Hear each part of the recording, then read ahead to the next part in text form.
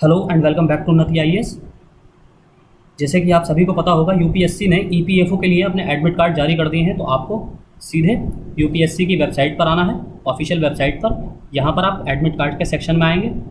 Admit card के sections में आने के बाद आपको यहाँ ऑप्शन मिलेगा, ये admit cards for various examination of UPSC, ऊपर वाला सेक्शन। आपको इस पर क्लिक करना है, एक नई विंडो ओपन होगी और इस विंडो पर आपको ये डाउनलोड लिंक का, यानी कि ये एडमिट कार्ड का लिंक नहीं है, एडमिट कार्ड की साइट का लिंक है, इसका ऑप्शन मिलेगा। आप इसको क्लिक करेंगे, फिर यहाँ पर एक दूसरा लिंक मिलेगा, डाउनलोड ई एडमिट कार्ड।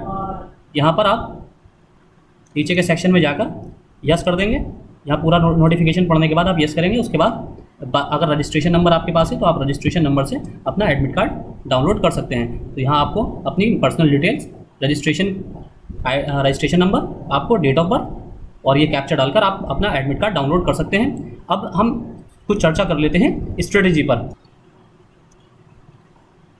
देखिए, अगर हम इसकी स्ट्रेटेजी के बारे में चर्चा करें तो आज 9 अगस्त है और आज के बाद आपके पास 25 दिन का समय है। आज का दिन अगर हटाते हैं तो 10 अगस्त से लेकर 4 सितंबर तक आपके पास 25 दिन का समय है।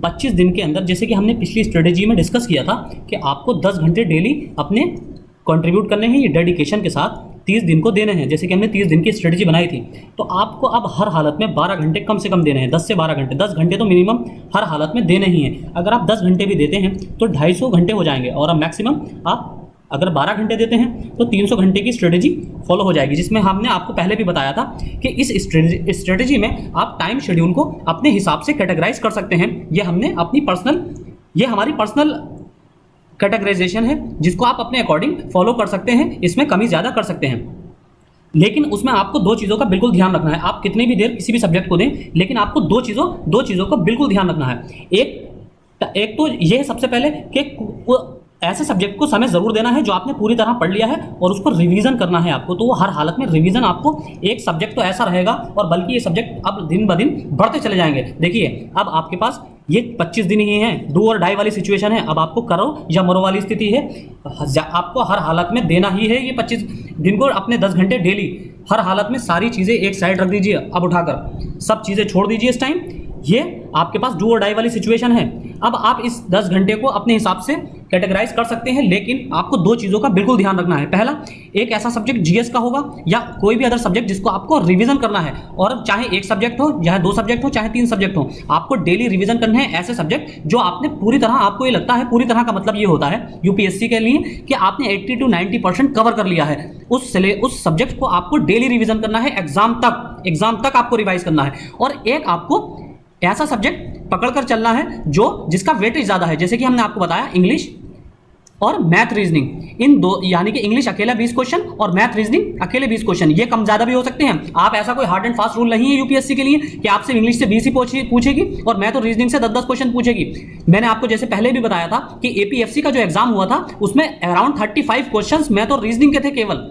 तो इसलिए हालांकि आप इसको कंपेयर एपीएफसी से तो नहीं कर सकते, लेकिन यूपीएससी का इस मामले में कोई भी भरोसा नहीं है। देखिए, वो अपना सिलेबस तो बिल्कुल फॉलो करती है यूपीएससी, लेकिन पैटर्न कभी फॉलो नहीं करती है। ये याद रखिए, पैटर्न यूपीएससी कभी फॉलो नहीं करती है। आप मेरी बात पर ध्यान दीजिए, सिलेबस यूपीएससी हमेशा फॉलो करेगी, जो सिलेबस दिया है वहीं से पूछेगी, लेकिन पैटर्न कभी फॉलो नहीं करती है। अगर इस बार मैथ के पिछली बार क्वेश्चन ज्यादा दिए थे, तो हो सकता है इस बार इंग्लिश के क्वेश्चन ज्यादा हो जाएं, हो सकता है नेक्स्ट टाइम जीएस के क्वेश्चन ज्यादा हो जाएं, हो सकता है इस बार अकाउंट्स या आपके इंडस्ट्रियल रिलेशन के क्वेश्चन ज्यादा हो जाएं।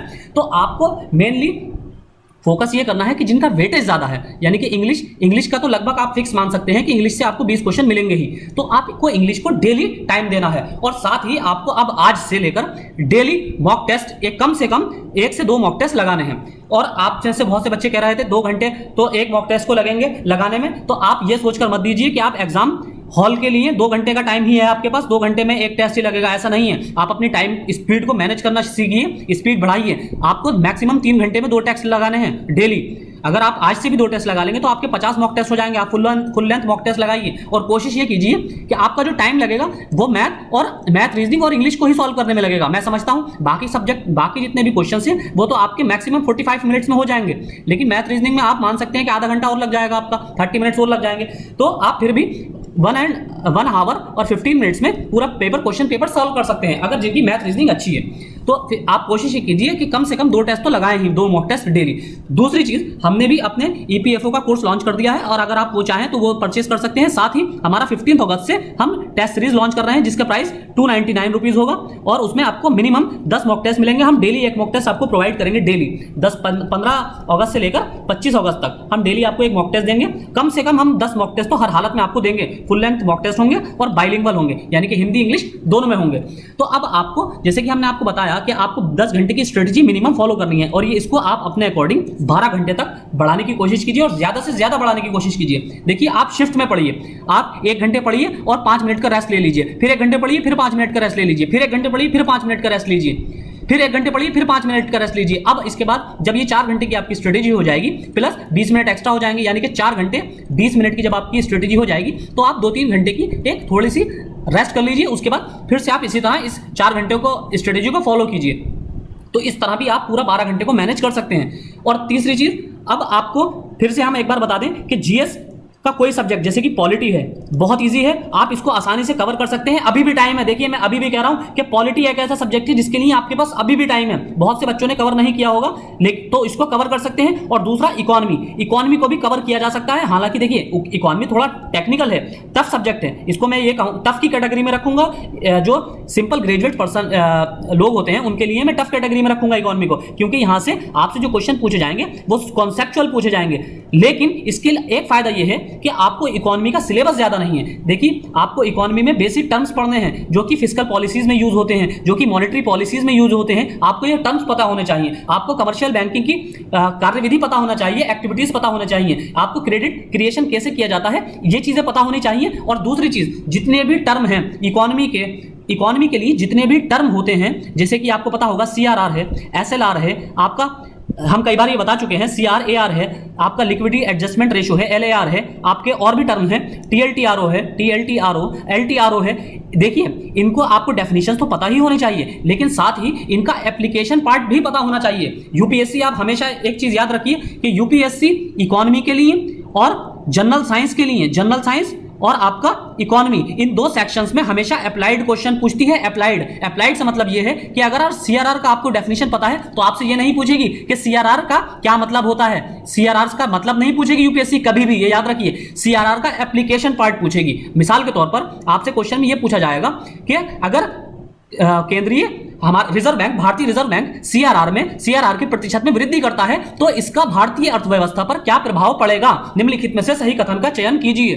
तो या फिर आपसे यह कहा जाएगा कि सीआरआर के संबंध में निम्नलिखित कथनों में से सही कथन चुनिए। Statement 1 this, statement 2 this. तो इस तरह से आपसे क्वेश्चन पूछा जाएगा। हमेशा याद रखिए कि आपसे इकोनॉमी के टर्म्स के पर्सपेक्टिव में अप्लाइड क्वेश्चन पूछा जाएगा, ना कि आपसे डायरेक्ट डेफिनेशन कभी नहीं पूछी जाएगी। डायरेक्ट डेफिनेशन आपसे एक टर्म में पूछी जा सकती है। देखिए, जो टर्म्स इकोनॉमी के जो टर्म्स करंट में पिछले 1 साल में न्यूज में रहे हैं, जो स्पेशल टर्म्स हैं, तो उस पर आपकी बेस्ड डायरेक्ट डेफिनेशन पूछी जा सकती है। जैसे कि हमारा प्रीपैक्स पिछले साल न्यूज में थे, तो आपको ये पता होना चाहिए प्रीपैक्स क्या होते हैं। पी नोट्स आपको पता होना चाहिए, पी नोट्स क्या होते हैं, आपको पता होना चाहिए।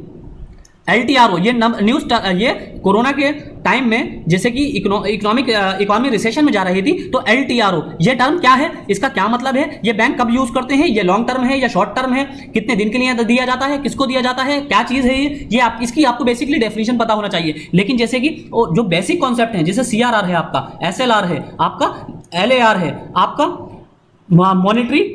मॉनेटरी पॉलिसीज के अंदर और भी जितने टर्म हैं, जैसे कि आपकी मनी है, M1 मनी क्या होती है, M2 क्या होती है, M0 क्या होती है, M4 क्या होती है, इसमें नैरो मनी किसे कहा जाता है, यह आपको पता होना चाहिए। ब्रॉड मनी कौन सी होती है, और इसी तरह आपका जैसे कि CRAR है, ये क्या होता है, लिक्विडिटी एडजस्टमेंट रेशो, LAR है, ये क्या होता है। तो ये टर्म्स आपको पता होना चाहिए। इसी तरह के आपका जनरल साइंस का भी पोर्शन है, जनरल साइंस को भी आपको बहुत अच्छे से फोकस करना है। जैसे कि हम एक बार आपको बता दें कि इकोनॉमी के साथ साथ 3 घंटे का जो हमने आपको रिवीजन का सेक्शन बताया है, उसमें आपको पॉलिटी बहुत इजी सब्जेक्ट है, आप आराम से कवर कर सकते हैं। स्पेक्ट्रम, यहां से ज्यादा क्वेश्चन आएंगे। देखिए, पॉलिटी, स्पेक्ट्रम, यहां से ज्यादा क्वेश्चन आएंगे, और इकोनॉमी और आपका जनरल साइंस, साइंस से काफी अच्छे खासे क्वेश्चन आएंगे। और एक चीज जो आप सब लोग बिल्कुल ध्यान नहीं दे रहे हैं वो है कंप्यूटर का सेक्शन।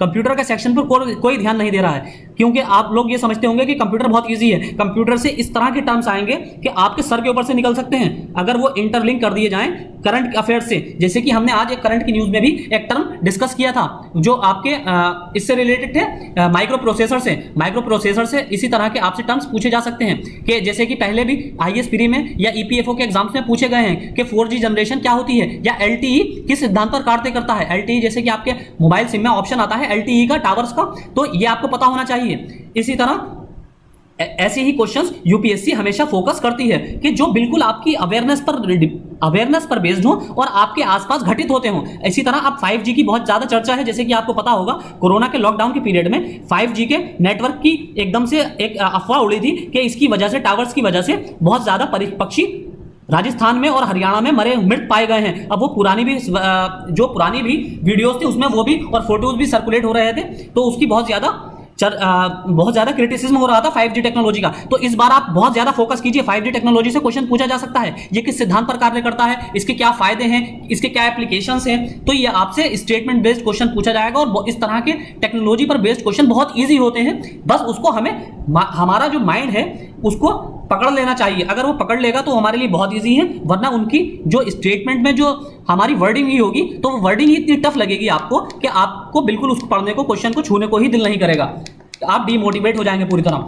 तो अब आपको फोकस ये करना है कि जो आपके स्पेशली अकाउंट्स, आपका सोशल सिक्योरिटी ये दो टर्म में जरूरी है। एक तो ये पार्ट में आपके इंक्लूड भी है, साथ ही ये करंट का भी सेक्शन है। तो आपको देखिए यहां से अच्छे खासे क्वेश्चन मिलेंगे, क्योंकि एक स्टैटिक पार्ट भी है, साथ ही करंट अफेयर्स के क्वेश्चन से भी ये डील करता है। तो करंट अफेयर्स से बेस्ड भी आपसे क्वेश्चन पूछे जाएंगे। Industrial relation and labour laws, ये हमने तीनों टॉपिक आपको पूरे करा दिए हैं। तो आप इसको बिल्कुल बार बार रिवाइज कीजिए। एनसीईआरटी के से हमने बिल्कुल कराए हैं, और आईआरएलएल के लिए हमने industrial relation and labour laws के लिए हमने ऑथेंटिक्स बुक्स एलएलएम, एलएलबी और एलएलएम की हमने बुक से आपको नोट्स तैयार कराए हैं, और इसी के ही नोट्स हमने आपको पेड कोर्स में प्रोवाइड किए हैं। तो ये आपका इससे बाहर बिल्कुल नहीं जाना है। कोई भी, बहुत से बच्चे पूछते हैं कि इससे बाहर तो नहीं जाएगा, इससे बाहर बिल्कुल नहीं जाएगा, 90% श्योर है इससे बाहर नहीं आना है। सोशल सिक्योरिटी का हाँ आपको एक्स्ट्रा एफर्ट डालने होंगे, क्योंकि ये करंट से रिलेटेड टॉपिक है। यहाँ पर करंट अफेयर्स से रिलेटेड स्कीम्स पूछी जाएंगी। पीएम मत्स्य योजना, पीएम किसान योजना, जितने भी आय अन्नदाता योजना, तो पीएम आशा योजना, तो ये सारी स्कीम जो हैं, जो कि एक बड़े वर्ग, समाज के एक बड़े तबके को प्रभावित करती हैं, तो ये सारी स्कीम्स आपको पता होनी चाहिए। तो इसलिए इस टर्म में ये बहुत ज़्यादा इंपॉर्टेंट है। तो आज से ही आपको ये 25 दिन आपको 10-10 घंटे डेली देने हैं कम से कम। अगर देते हैं आप तो 250 घंटे, और 12 घंटे डेली अगर दे सकते हैं तो बहुत ही अच्छा है। तो 300 घंटे आपके होते हैं। तो ये 300 घंटे आपको डेडिकेशन के साथ देना है। सब कुछ छोड़ दीजिए, सब कुछ डू और डाई वाली सिचुएशन है। सोच लीजिए कि ये आखिरी एग्जाम है, इसके बाद आपके लिए सारे दरवाजे बंद हैं, तो आप तभी इसको कर सकते हैं। आपको टेम्पटेशन लाना होगा, इसके लिए सब कुछ छोड़ना होगा, सब कुछ त्याग करना पड़ेगा। देखिए इंसान अगर तरक्की करनी है, if you want to be success in your life, तो आपको अपने कंफर्ट जोन से बाहर आना होगा। आपको नींद त्यागनी होगी। 8 घंटे सोते हो तो 5 घंटे कर दो, इसे 6 घंटे, पहले 6 फिर 5, ऐसे करते करते लास्ट टाइम तक नीचे ले आओ इसे थोड़ा सा। 3-4 घंटे कम करके इसको एडजस्ट करो अपनी पढ़ाई के साथ, क्योंकि लास्ट टाइम की जो पढ़ाई होती है, हमेशा याद रखिए, आपने ये अपने छोटे क्लासेस में भी देखा होगा, 10th और 12th के एग्जाम में, या ग्रेजुएशन या अपनी इंजीनियरिंग के एग्जाम्स में, जो हम रात को पढ़ते थे, 1-2 दिन पहले जो पढ़ते थे, एग्जाम में डायरेक्टली पूछ लिया जाता था। आपने कई बार नोटिस किया होगा। मैं श्योरिटी के साथ कह सकता हूं कि 80% स्टूडेंट्स ऐसे होंगे आप में से जो इस लेक्चर को सुन रहे हैं, बल्कि या फिर अगर 100% भी कहूं तो कोई ऐसा इसमें आश्चर्य की बात नहीं होगी कि आप में से जितने भी स्टूडेंट इस लेक्चर को सुन रहे हैं, उसमें उन्होंने 10th, 12th या ग्रेजुएशन या अपने प्रोफेशनल कोर्स के जब एग्जाम दिए होंगे। और स्पेशली हम जब ग्रेजुएशन और प्रोफेशनल कोर्स करते हैं तो हम ज्यादातर लास्ट टाइम में ही पढ़ते हैं। आपने स्पेशली हम एग्जाम से एक दिन पहले रात में या पढ़ने बैठते हैं, या बहुत हुआ तो 2-3 दिन पहले हम देख लेते हैं। तो आपने ये नोटिस किया होगा कि लास्ट का ही पढ़ा हुआ हमारा, उसी से ही ज्यादातर क्वेश्चन आ जाते हैं, और हम सोचते हैं कि अगर हमने पूरे साल पढ़ा होता तो हम तो पूरा 100% क्वेश्चन करके आते, मतलब हमारी तो 100% आती। अभी तो बिना 2-3 दिन पढ़ के ही हमारी 70-80% आ गई है। ये हम लोगों के जहन में उस टाइम ये बात आती थी। लेकिन आप ये फोकस कीजिए कि आपको ये 25 दिन लास्ट के जो हैं बिल्कुल डेडिकेशन के साथ अपना डू और डाई वाली। देखिए अगर आप ये सोचें कि आपको इस मेहनत के बाद इसका फल पूरी जिंदगी मिलना है, जब तक आप जिंदा रहेंगे तब तक इसका फल आपको तो मिलेगा ही मिलेगा, आपकी फैमिली, आपके डिपेंडेंट्स को, सबको मिलेगा, चाहे वो आपके बच्चे हों या आपके पेरेंट्स हों। सभी को ही मिलना है, वरना फिर आप अगर आपने ये 25 दिन गंवा दिए तो आप डिपेंडेंट हो जाएंगे लोगों पर। देखिए ये सोचेंगे अगर, और फिर इसकी फैसिलिटीज़ आपको पता ही है कि इसके साथ नाम ही जुड़ा हुआ है यूपीएससी का, तो इसमें आगे बताने की कोई गुंजाइश नहीं है। आप खुद समझदार हैं, सबसे बड़ी संस्था है, तो सबसे बड़ी संस्था है तो सबसे छोटी रैंक तो आपको देगी नहीं, कुछ बड़ा ही देने वाली है, कुछ बड़ी ही फैसिलिटीज़ देने वाली है। तो इसलिए आप ये सोचकर, और फिर एक टैग ऐसा होगा समाज में के लिए भी आप पर, जब यूपीएससी का ठप्पा लग जाता है ना, तो समाज के लिए भी आप एक गौरवान्वित महसूस करेंगे। आप महसूस करेंगे जब बाहर निकलेंगे ना आप घर से, आपकी फैमिली वाले, आपके बाद आपकी फैमिली वाले भी गौरवान्वित महसूस करेंगे कि उनके बच्चे ने यूपीएससी क्वालिफाई किया है। कोई नहीं पूछता है कि आईएएस क्वालिफाई किया है या ईपीएफओ क्वालिफाई किया है, सिर्फ यूपीएससी का टैग ही काफ़ी है कि यूपीएससी क्वालिफाई किया है। इतने में ही आंखें खुली रह जाती हैं लोगों की कि यूपीएससी क्वालिफाई किया है। उनको नहीं मतलब कि आपने वनडे एग्जाम क्वालिफाई किया है। और वैसे भी ये भले ही वनडे एग्जाम हो, लेकिन इसकी क्रेडिबिलिटी बहुत ज़्यादा है, बहुत ही ज़्यादा, मतलब बहुत ज़्यादा, इसमें कोई बताने वाली बात नहीं है। तो आप ये फिर से एक बार स्ट्रेटेजी देख सकते हैं। आपको अपना सब कुछ इसमें देना है, सब कुछ छोड़ दीजिए, सारे फंक्शंस, सारे त्यौहार। ये देखिए कहते हैं ना कि जब जेब में पैसा हो तो हर दिन ईद, हर शाम दिवाली। हर दिन ईद होता है और हर शाम दिवाली होती है जब जेब में पैसे होते हैं, या जब कोई, तो सारी टेंशन दूर हो जाती है। तो अगर आप इस 25 दिन को गंवा देंगे तो इसका मतलब आप सब कुछ गंवा देंगे। अगर आप ये 25 दिन डेडिकेशन के साथ नहीं दे सकते तो यूपीएससी का जो आईएएस आप में से बहुत से लोगों का सपना होगा, तो वो एक लॉन्ग टर्म प्रोसेस है। आप कभी भी आईएएस नहीं बन सकते अगर आप 25 दिन डेडिकेशन के साथ नहीं दे सकते। तो आईएएस क्वालिफाई करना तो एक लॉन्ग टर्म प्रोसीजर है, कम से कम 1.5 ईयर का ये प्रोसीजर है पूरा। तो इसमें आपको एक सतत पढ़ाई करनी होती है, रेगुलरिटी रखनी होती है, कंटिन्यूटी रखनी होती है। अगर आप 25 दिन नहीं रख सकते तो आप ये सपना भी छोड़ दीजिए और कोई दूसरा काम देखिए, दुकान परचूने की, तो उस पर बैठे आप। बाकी अगर आप में हिम्मत है, आप एफर्ट डाल सकते हैं, तो ये जॉब आपकी है। 421 पोस्ट बहुत होती हैं, बहुत ज़्यादा होती हैं, आप सबको फाइट से बाहर कर सकते हैं। तो best, all the very best to all of you for your bright and prosperous future. तो ख़त्म करते हैं हम इसी के साथ अपने लेक्चर को। Thank you.